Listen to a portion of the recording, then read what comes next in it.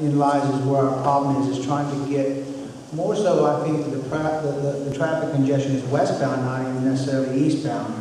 And it's at certain periods of the day, etc. We need to look into another west side outlet.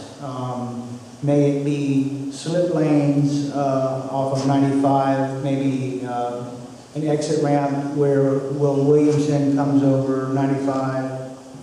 And also, we need to definitely pursue the Yorktown extension. And Yorktown is the road that goes behind the BJ's and eventually up there by the Lowe's. But to get that extension as another viable means to the west side, I think will definitely help our traffic situation. But yes, it definitely needs to be addressed. Thank you, Mr. Green. Councilman Burnett?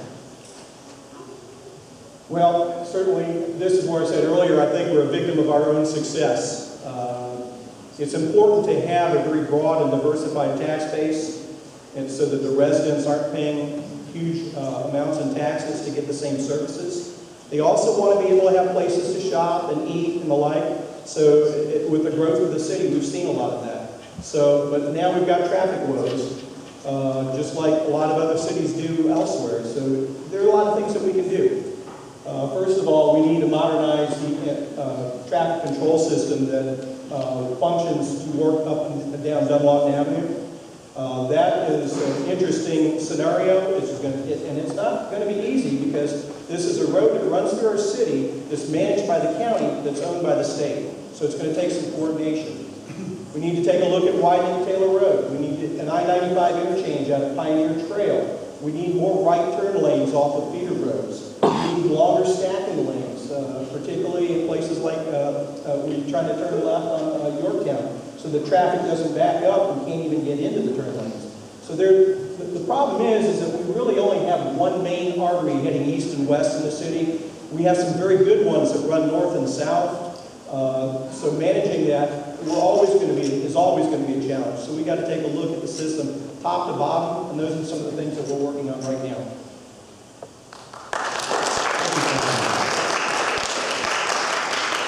Mr. Knopfler, and if in your response, if you could say whether or not you agree that with Councilman Burnett's proposal to spend more city funds to solve this problem.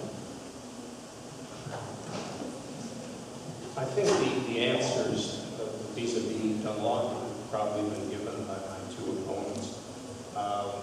There's probably an improvement in signalization that can be had. And I think that's going to be affected if and when council ever starts bringing pressure to bear on the other levels of government. So we have an antiquated time and pay system, and there are proposals for real-time systems that could be put in that would buy us perhaps some relief. The heightened stacking lanes, the answer is sure, they'll help.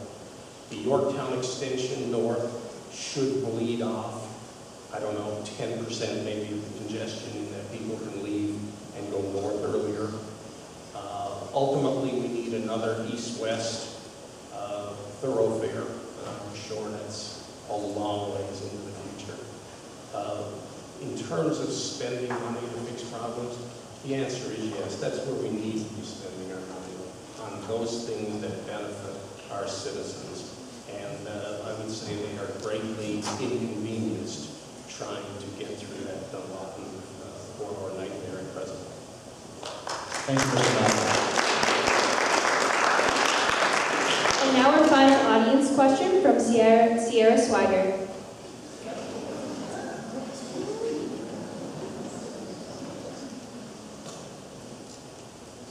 Do you think that the Zika virus is a serious threat to Port Orange, and what would you like to see done about it? Mr. Knopfler, you have the floor first. Ma'am, I would have to confess and say that I know very little about the Zika mosquito. And I guess I'm in good company because the county gentleman who came to talk to us on that at the last council meeting prefaced his comments with something to the effect of, if you've read a newspaper article on this, you know as much as I do. And he's in charge of the mosquitoes for the county. So I confess ignorance to him. I don't know enough about that to speak intelligently. Thank you, Mr. Noctel. Councilman Burnett? I know there are 2 new Zika virus cases in Volusia County. Most of you probably seen or heard about that. Both of them were transported in. They were not because of airborne infection of mosquitoes. Now, we did ask somebody from the health department to come speak to us so that we could learn more. Learned a little bit. His presentation was put up on the city website, but the biggest thing that we learned is it's something worth monitoring, something that we're going to learn more about as it evolves. So even though that there's very little that we factually know now about the potential threat, whether it's going to be large, small, or non-existent, what we really need to do is just continue to monitor it. Our experts at the county level have promised to help us with that. And also the things that we learn in the media. Those are things that are available to us. But as it is, because of other threats with mosquito-borne illnesses like encephalitis, it's important that we do the things we need to do to protect ourselves from mosquito bites anyway. County has an effective mosquito control program when implemented properly. You can ask for relief if you have a mosquito problem. You can actually have experts come out to your properties and inspect them to look for problem areas that you may or may not see if you have a problem. So just in general, there are a lot of mosquito products out there to help protect ourselves. So I think just like so many things, protecting ourselves and being cautious, caution is the better part of valor here, and it's certainly an evolving thing that we're going to be watching and learning about. Thank you, Councilman Burnett. Mr. Green? I do think the virus is something that's coming, and that we need to prepare ourselves a little bit better. And listening to the man from the county, a lot of things that we need to do as far as trying to prevent that is going around inside of your house and emptying out anything that holds any stagnant water, bird baths, anything that buckets, cups, anything that can hold water could produce the larvae or the mosquitoes that eventually can produce the virus.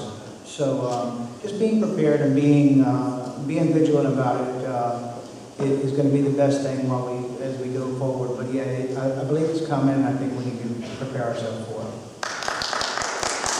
Thank you, Mr. Green.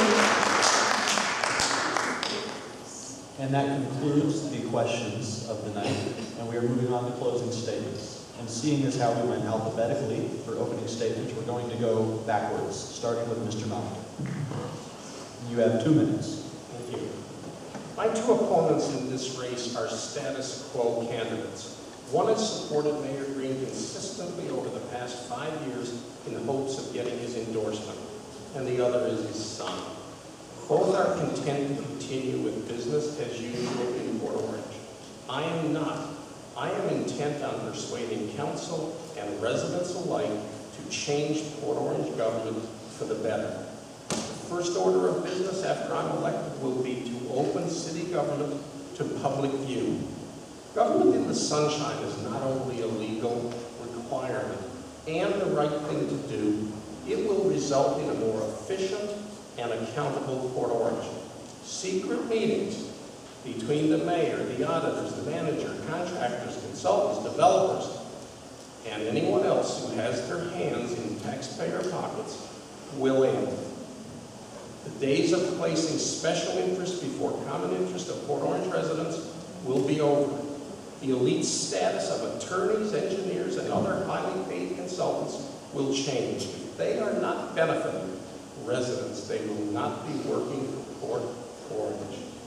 City regulations and staff will become more responsive to the needs of everyday residents. Water rates will be reduced to a manageable number. Real flooding and traffic solutions will be found. Taxpayer assets will be safeguarded. And if the city's checkbook is not balanced monthly, the manager will be held strictly accountable. I will propose charter amendments that, if approved by voters, will provide for real term limits and greater allocation of authority between council and the manager. You know, I think if 8 years is enough for our governor and our legislature, it should be enough for our mayor and our council. Port Orange is a great place to live, raise a family, have a business. Not because of how much money politicians are willing to spend, but because of the residents who are the heart and soul of this community. Those residents deserve a government as good as they are. If you agree, I would ask you to support me on August 30th. Thank you. Thank you.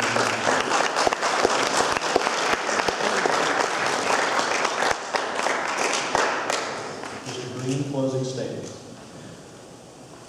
Unlike my opponent, I love my city. I've always loved Port Orange. There's 2% that don't like anything about it, and one of them stands here today. I am a man of people and of the citizens. I want to do what's fair for everybody involved, and I want to take our city to the next 20 years. I don't want to go back and look at what we've done wrong and keep beating on it and beating on it. More so, I want to set policies and procedures that help us move forward. We need to move beyond the mistakes and let's move to 20 years down the road, and that's my vision, and that's just why I'm stepping up. I'm a real person, and I'm not a politician, and I'm here to provide my leadership because I love Port Orange. Thank you.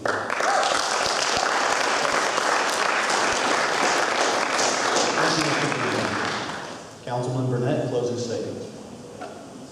First of all, I want to thank all of you for your questions and allowing us to be here. It really has been insightful for me. And I'm hoping all of you have learned something about each of us. I've certainly had the opportunity to learn something about my fellow candidates. I think that each of us has probably said something that's resonated with each of you. And from the questions that you've heard, I think